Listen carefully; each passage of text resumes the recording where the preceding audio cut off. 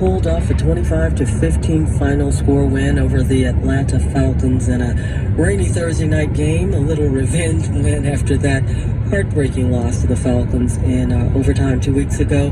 Where do they stand in terms of the playoffs? Glenn, it's going to be a really tough road for the Panthers to get to the playoffs. They're 3-7. They're tied for last place in the NFC South, but they're only 2 games behind the first place Bucks at 5-5, and they'd almost have to win the division to make the playoffs. You never say never, but it's going to be a very tough road to get there. But I got to say, it was a gutsy win for Carolina on a short week after we had talked about the disaster that was Cincinnati a week ago to come back and get a win. And the Baltimore Ravens are up next for the Panthers. And today, Langston coach Steve Wilkes announced that Baker Mayfield will be starting as quarterback Sunday. MRI on PJ revealed a high ankle sprain. Uh-oh. So Baker will be the starter this week, along with Sam being the backup. It wasn't anything that was reported because at the time he just sucked it up. He played through it. The Panthers musical chair at quarterback continues. We're going to be looking at Sam Darnold as a backup. PJ Walker's going to be out. Baker Mayfield's a starter. Gwen, incidentally, Baker Mayfield's 1-4 as a starter for Carolina this year. He's 3-5 all-time against the Ravens with 13 touchdowns and 9 interceptions. So if Carolina's going to make a winning streak, they're going to really need a big performance from their defense. Okay.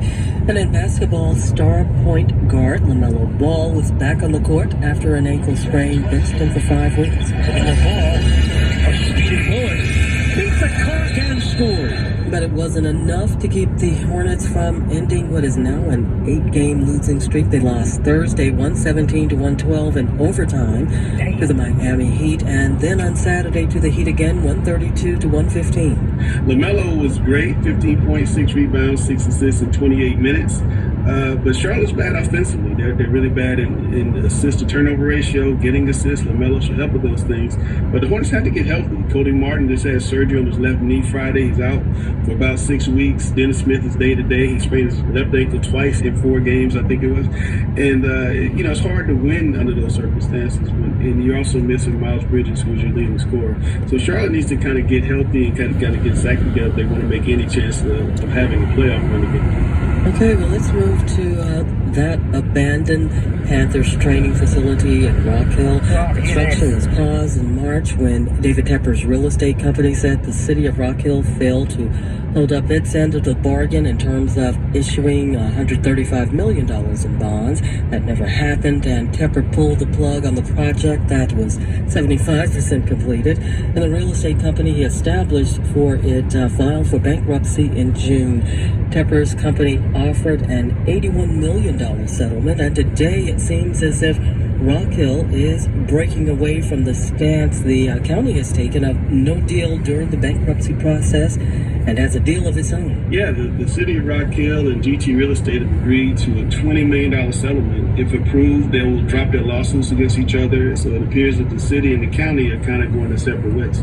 And Rock Hill was owed about $20 million, so they would kind of break even on that. Now, last week, the Department of Justice weighed in on all of this, explaining their position. The Department of Justice asked the federal judge to deny confirmation of the bankruptcy proposal by Tepper's company. At the time, the city and the county were saying they were owed more than $100 million. The contractors who also were involved in the project were owed about $60, and they had already agreed to the bankruptcy proceedings.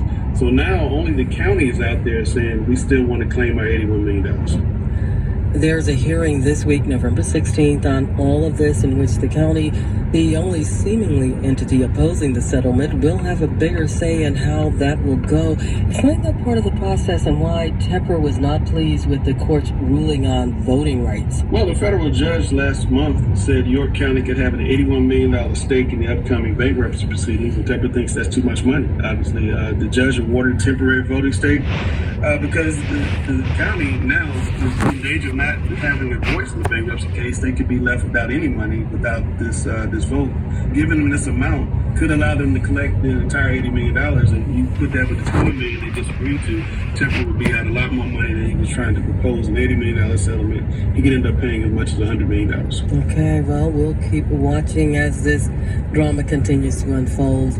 And on a sad note, Langston, a Huff High School graduate was one of the victims in that shooting at UVA, University of Virginia. Tell us about that. Very sad news this morning. We heard Devin Chandler, former Huff All-Conference football player in 2019, was one of 3 Virginia players that was shot on campus by a former player who was still a student at Virginia. Devin, was beloved by the Huff community. I talked to the Huff football coach this morning.